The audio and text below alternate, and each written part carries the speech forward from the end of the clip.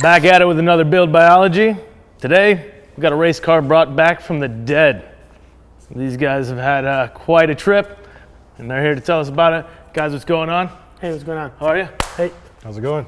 Tell us your names. Roy Narvaez. You're the owner-driver. He's the owner and the driver. I'm Robert Garcia. I work on the car, built the car. Work on the car, and this is what I wanted to talk about just a little bit. And there's a photo on the front of this car. Before we talk about what it is, Okay. let's see if anybody even notices what this is to begin with. What happened, man? And are you okay? I am good. You're all right? I am good. You're I'm still, good. okay. It knocked the wind out of me when I crashed, but it was my second year at Pikes Peak during practice. Going a little too fast, cold tires, cold brakes.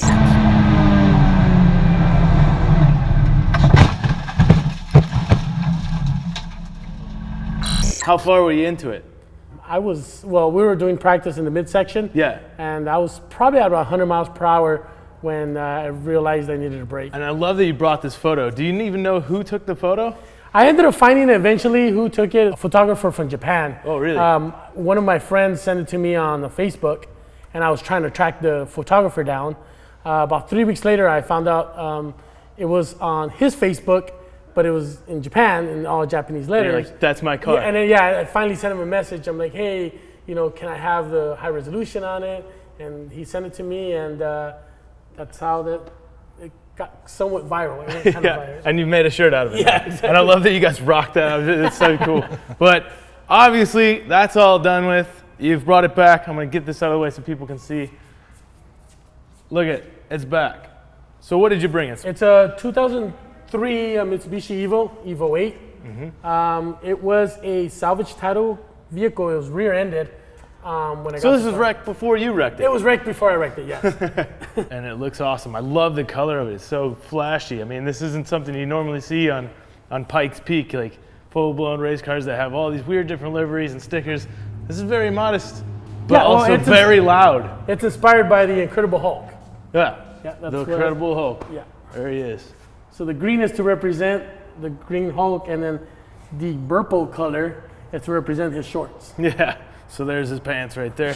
Now, the outside, obviously this thing means business.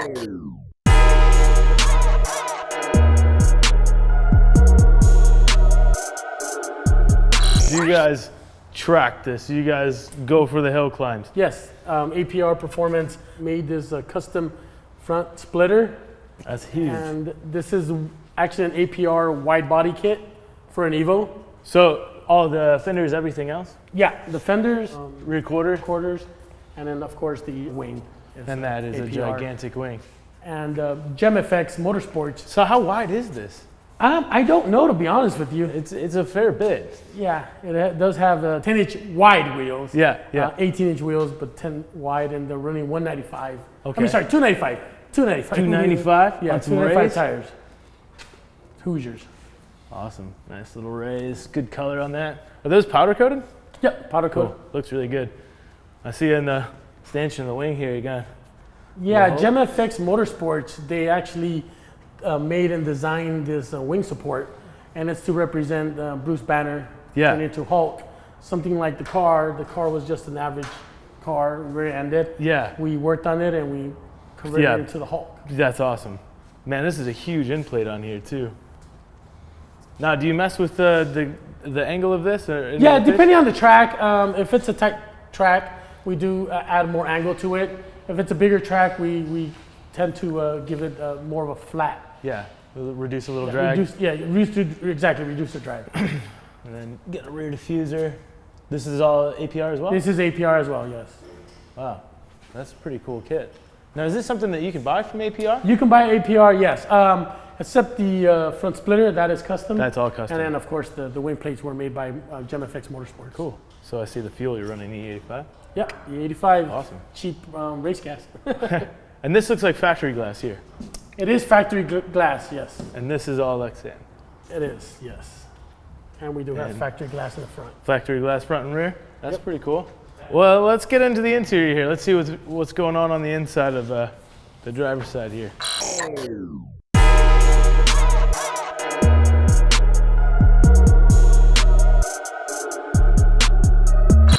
Cage is wild, so I assume this had to be built for a certain tech sheet that you guys had to run against. So yeah, the Pikes Peak is very strict on their roll cage policy, so we had to abide by their rules. And where was the cage built? It was built by GemFX Motorsports and then welded together at Road Race Engineering. Okay, so that's pretty wild, even to get into it. So factory dash is gone. Yeah, originally there was a plastic dash, so we ended up flocking it to get rid of the glare. Yeah, and then I see you have, is that oil in there? Yeah, it's dry sump. Dry sump oil? Yeah, it holds about, you know how many gallons of oil it holds? It's like 3 gallons. 3 gallons? 3 gallons of oil. Capacity? Stays relatively cool then. Yeah, it does. We went up the mountain, completed the whole course on my third year. Never overheated, not even close to it. Awesome. Did a great job. Big halo seat. It's nice. Now, gearbox. What's going on here? The gearbox, it's a stock shifter. We have 2 transmissions that we run. We have one with 411 stock gears, and then we have one with stock gears. The stock gears is what we use for the hill climb, and then the 411, the longer gears, we use for track purpose. Okay. So is this, does this have a fuel cell? Or Yes, it does have fuel cell. fuel cell, and that's in the trunk? Yeah, it's in the trunk. Let's pop that and check it out. Avoiding that huge wing. That's a pretty big fuel cell. Yeah, when you're going up Pikes Peak, you're going up, 14 miles, I believe. You can't run a 5, especially an E85, you need enough fuel. What's the capacity for I this? believe it's 22 gallons. 22 gallons? Yeah, and it's running the Radium triple fuel pump. Okay. Yeah. Now, you do make it all the way up though. We made it all the way up, not overheating, and we have plenty of fuel left. Still had fuel left? Yep, still have fuel left. All right, let's work to the front. Let's talk about what's burning all that fuel.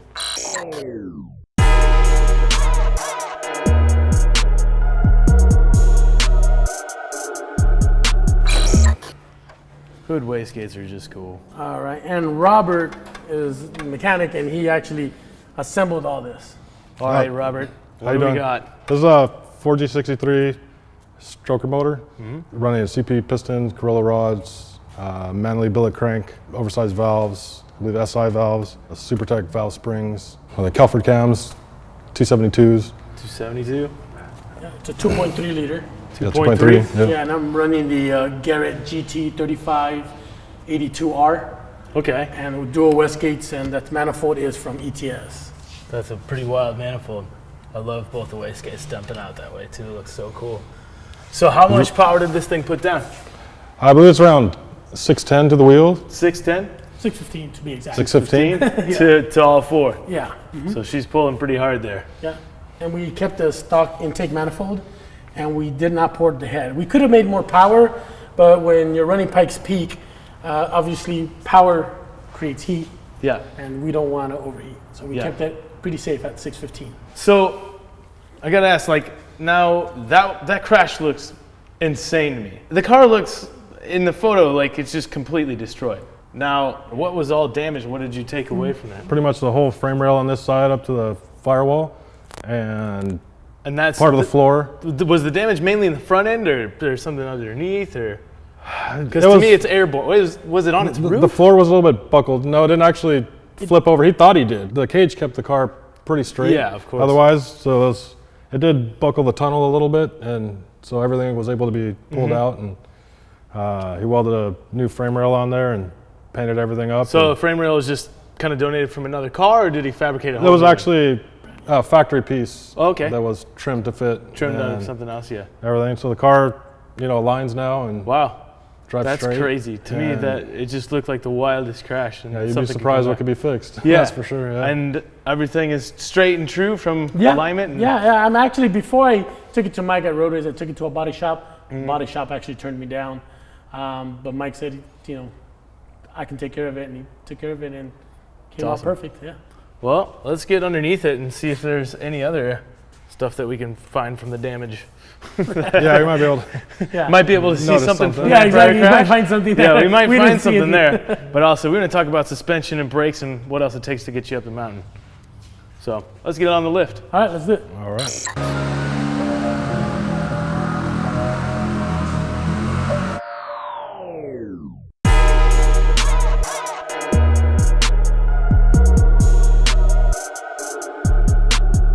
first thing, look at this big splitter coming all the way back. Got a tray to cover up pretty much everything, huh? Even out the airflow. It was originally another cover, but we just integrated it together. But that comes really far back, so this is like 5 feet. Yeah, we just want to make sure we protect everything else. And by 5 feet, I mean like 4. Yeah, just in case he goes off. Yeah. Poke any holes in anything. It's difficult to see anything else that's going in there, but what kind of clutch does this thing have in it? As a twin disc XD clutch. Twin disc XD. Yeah, and it's an amazing clutch. The trans upgraded at all? Yeah, it is beefed up by TRE. And like I mentioned earlier, we do have 2 transmissions, one for the track and one built for Pikes Peak. Yeah. So I see you have a new subframe that was probably replaced from the crash. Yep. And where did the damage come to then? So it's about looks like about here. About here, yeah. Some of I can see this line right here. Yeah, some of it was able to be straightened and some of it was replaced. Yeah, so it looks like, well, yeah, maybe about just here. Pretty much on this side, yeah. Okay. It's concentrated on that side. Cool. So it's got all the white line goodies, sway front and rear sway bar, all the bushings, White line. end links. Yeah. Man, that looks like a pain to put in there. That sway bar. Does that Yeah, have to, the engine it have helps to be out for that? It helps to have a lot of stuff out when you do that. Yeah. Well, there's ways to get them in and out pretty easy if you drop the subframe a little Yeah. bit. So with the suspension stuff, it looks like control arms are all factory. Tie rods are white line, huh? Yeah, Yep. We got pretty much every white line component on the Zevo. White line was nice enough to help us out with this build, and we pretty much, everything white line's just about on this car. And the factory drive shaft. Yeah, I factory did not drive expect that. So far, so good on that one. Really? shaft. Stock axles as well. Yeah. Now, did you have to replace any part of the driveline after the crash, or? No, No. right? Man. Everything was able to So be it took a reused. hit like a champ. Yeah, it took, I'm pretty telling tough you, car. the wheels took the abuse. Those Yeah. TV37. He's a very graceful crasher, I guess. It does not look like it. Not at Yeah, all. we did have to replace the Olin suspension because since it landed on all 4, it destroyed all 4 suspensions. That's what I was just gonna get back So to. these are we just new Olin suspensions. So Olin's is what you run on everything. And what do we have for brakes here? We have the Stop Tech Trophy kit. Actually, it is the best brake kit for an Evo, and they work amazingly good. Yeah, it looks pretty No big. complaints whatsoever. And then white line back in the rear. We were able to reuse all the brakes. Everything was good, wasn't it? After the crash? We wrecked the car, but the brakes still were good. Oh, through with it? We did not even No lines or anything? Nothing at all. I mean, I'm telling you, the wheels took the abuse. If I can show you the wheel, you'll be surprised. It literally turned. It didn't crack. The raised wheels, they turned into an egg shape, more like an oval shape. Yeah. It literally took the hit. That's good. Yeah. That's That why you goes buy. to show you that don't buy knockoffs. Yeah, buy quality wheels. Buy quality wheels. There you go. Yeah, that's really cool. So I want to see the brakes up in the front, and maybe we'll pull a wheel off and just take a look at what's going on here.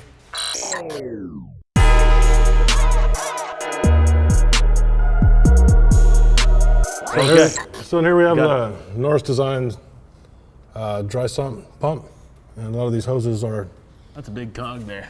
for the lines here. It's kind of cool how it uses a Mitsubishi timing belt tensioner on there. And that comes with the kit then? Correct. So and then That it needed a it relocates it. correct. No, well actually this is would normally be Oh, it's in the normal. timing belt. Oh, I got you. We got the fluid damper, and this had to be a special sprocket for that also to work with this damper.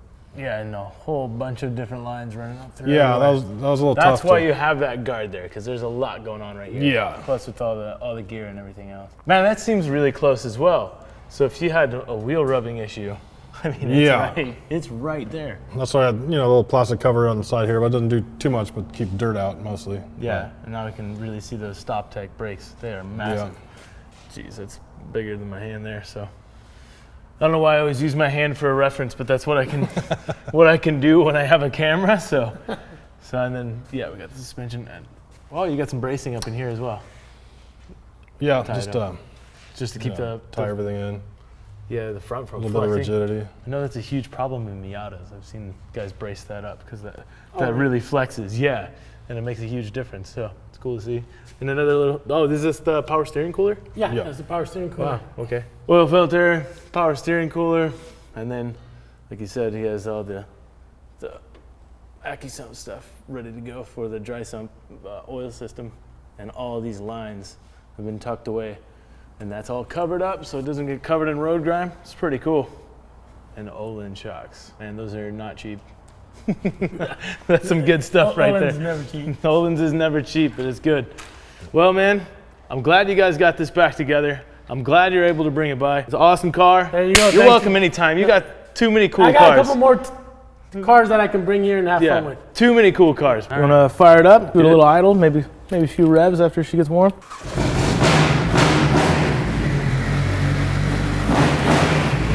the race pack all lit up.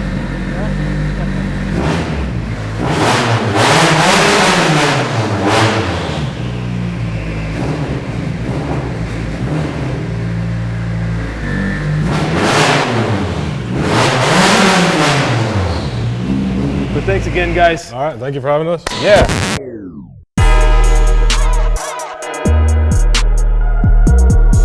Are you sure you're okay? I'm perfect. I was just. We're not sure. I had my ego was bruised up.